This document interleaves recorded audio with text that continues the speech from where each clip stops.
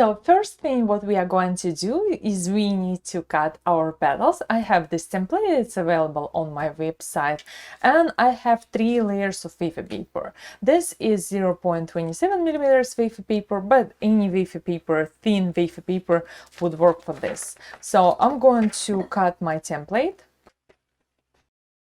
place it on top of 3 layers of wafer paper. So I have 3 pieces, and I'm going to cut all layers together. And I will do the same for all my petals and calyx pieces. Now that I have all my pieces cut, so I have 6 large petals, 5 small petals, 5 pieces for calyx, and 1 for center. Let's start conditioning and putting everything together. First, I'll take my center piece or my stamen, and we are going to create fake stamens or like some sort of stamens. I'm going to take 20 gauge wire, just half is enough, and I'm going to create a hook, something for my wafer paper to grab to. And I'll take a small pair of scissors and I will fringe my wafer paper about half width in and as finely as I can to do this. Now that I have my fringe, you can see it's very flexible. I will take my wire and my wafer paper glue. Wafer paper glue is basically wafer paper scraps melted in water, and you can see this is clear gel-like consistency. I'm going to take my piece of wafer paper, apply generous amount of wafer paper glue to help it melt and stick to itself. And I'll take my wire, place it at the beginning and start rolling, creating my stamens. So here I have my stamen piece. I'm going to pinch everything together and help it stay more open and rounded like this. If you have excess of wafer paper you don't need, just carefully cut it around and remove from the bottom.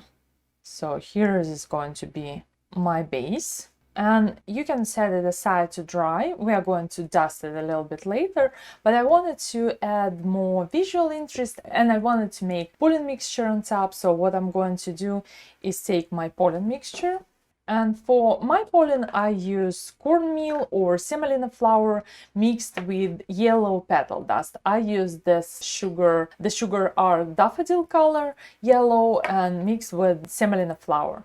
And I will take my brush with wafer paper glue and gently touch on the ends of my wafer paper stamens.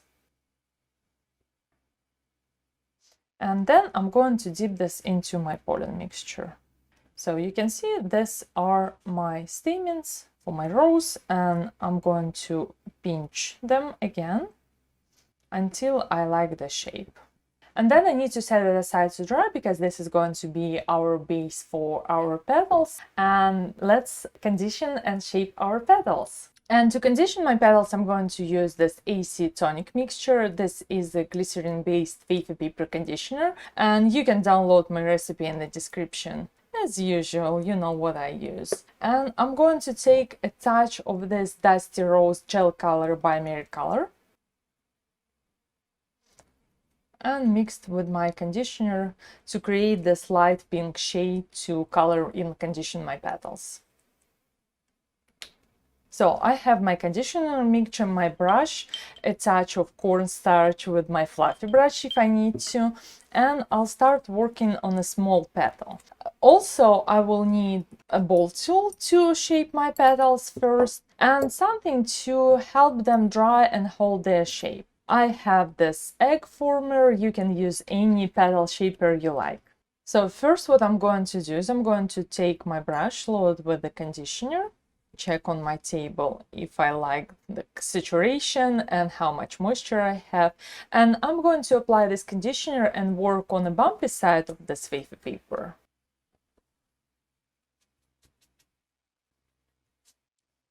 Like this, and I'm going to press it down and check if I have enough conditioner on my petal, and it's going to be easy to shape it. Then I'm going to cut a slit about halfway and overlap it to cup my petal like this. So now my petal is not flat, and I'm going to place it on my floral foam, take a ball tool, apply a touch of cornstarch to prevent wafer paper from sticking to my tool, and I'm going to gently cup this petal. And for the outer edges, I'm going to take just a toothpick or something that will help me guide and curl these petals outwards a little bit. So something like that. So I will place it aside to dry into my petal former like this, and I will create the same my smallest petals, and I'll show you how to make large petals. So for the large petals also I'm going to work on my bumpy side. But because these petals are much bigger, you can see they are almost the size of my palm. I'm going to be a little bit more careful with the application of the conditioner, because you can see that my brush doesn't hold enough moisture to apply through the whole petal. Like that. And again, I'm going to press it down and check if my petal is sufficiently conditioned. Same with the shape. Cut a slit and overlap. So I'm bringing one part over the other part and bumpy side facing me. So it's a little bit sticky and it's easier to put together.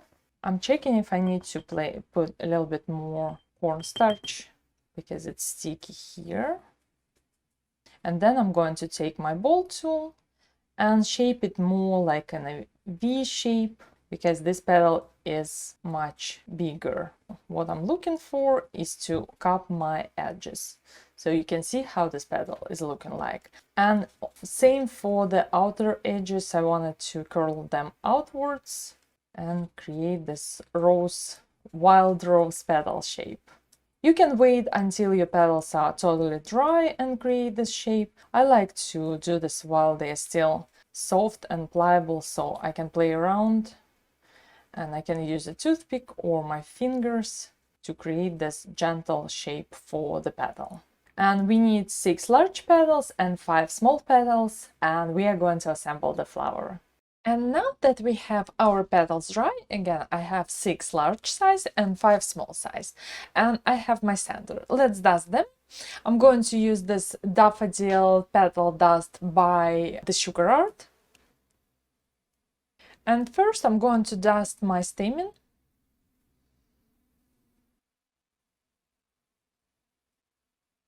I'm not looking to change the color, I just want to make it look not so white like wafer paper. And for my small petals, I'm only going to apply dust to this area where they're going to touch our stamen piece. But I want this color to be relatively saturated. So something like this. So you can tell the difference between just conditioned petal and dusted petal.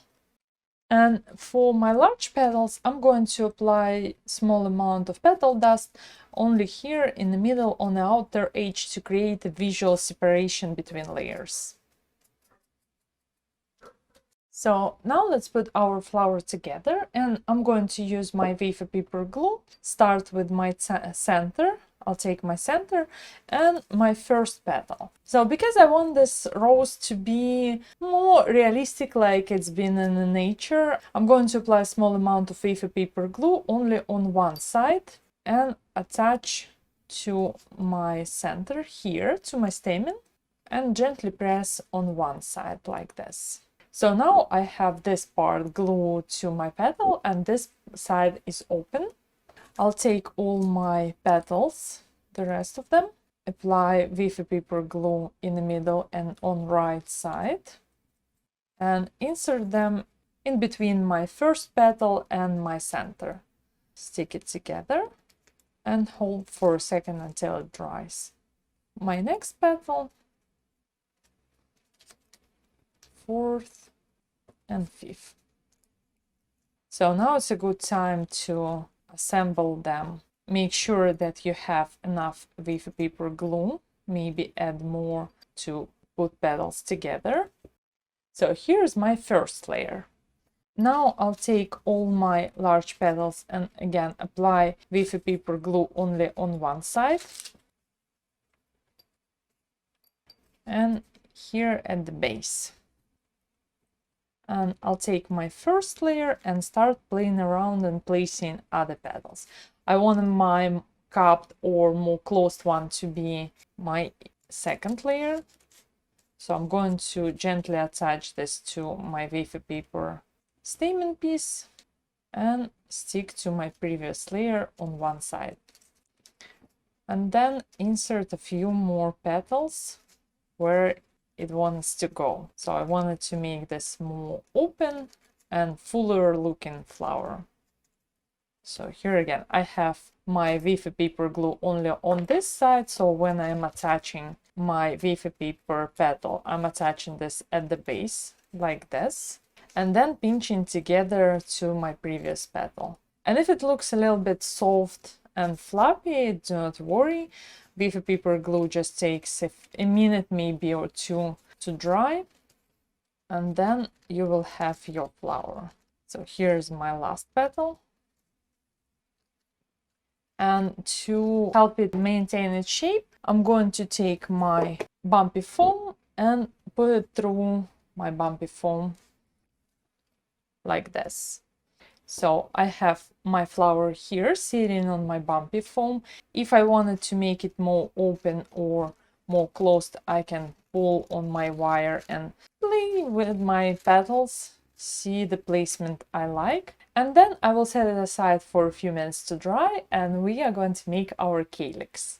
Same for our calyx pieces. I'm going to use my conditioner mixture and a touch of airbrush color. I happen to have this forest green airbrush color by Color, but any gel or airbrush color would work.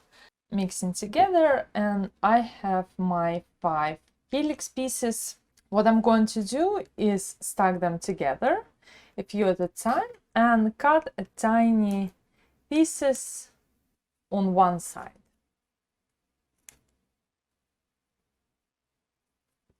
This will help to make our calyx a little bit more realistic. And then I will have my ball tool to shape it and apply this mixture on my bumpy side and put it upside down on my floral pot to absorb this moisture. And it depends on your humidity, but most of the time you can work on several pieces at a time and condition them together. Now I have my 5 calyx pieces. I need to make sure that they are not stuck to my floral pot. I'll take small amount of cornstarch just to make sure that I can shape them. And I will take my medium-sized ball tool to gently cup the bottom part, then turn this upside down to my face side, take this Dresden tool, thick end of the Dresden tool, and pull it towards me to create this calyx shape.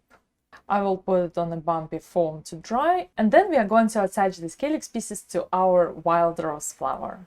Now that we have our flower, it's solidly dry, and we have our calyx pieces, let's assemble everything together.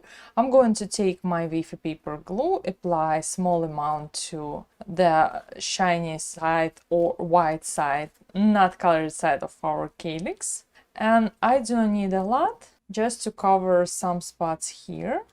So I'm going to attach my calyx piece to my flower. And because I have 5 calyx pieces, usually I'm trying to place them in between petals, like where my 2 petals meet. So here I have my calyx and my flower.